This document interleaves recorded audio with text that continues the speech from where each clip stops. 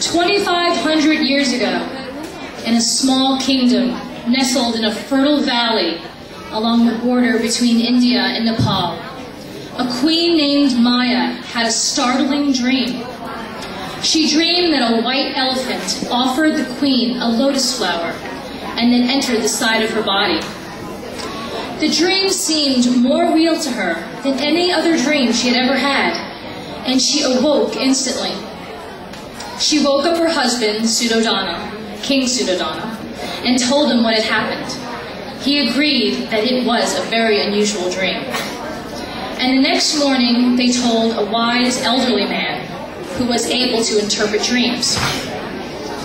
The wise man said that the dream meant that Queen Maya was going to have a child who would be a great leader of humankind.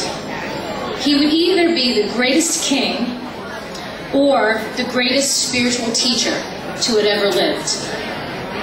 Queen Maya and King Suddhodana were very happy with this news at first, because they had been wishing for a child who would be heir to their throne. But on second thought, they felt uneasy about the wise man's suggestion that their child could become a spiritual leader. Such a person would be uninterested in ruling a kingdom.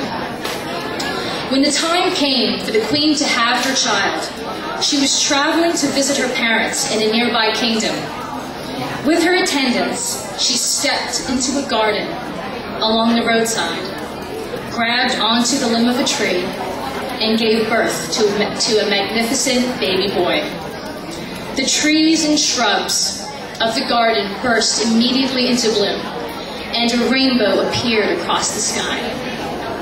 The king and queen decided to name their child Sidharta, which means the one who brings much good. 7 days later, his mother, Queen Maya, died. Even from birth, Sidharta understood suffering. There are countless stories of the Buddha. Each tradition, each culture, each time period has their own stories. And people like stories. It is one of the ways we learn.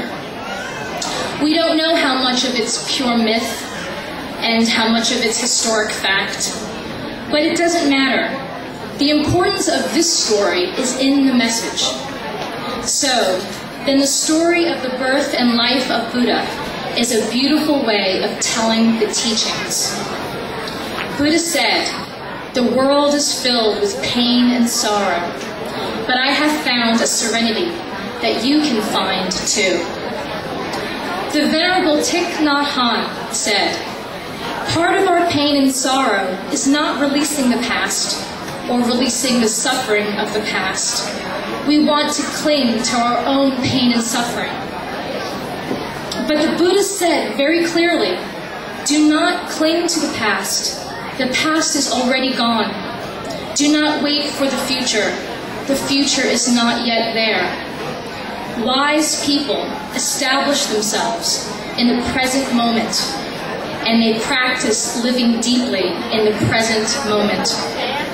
That is our practice as Buddhists.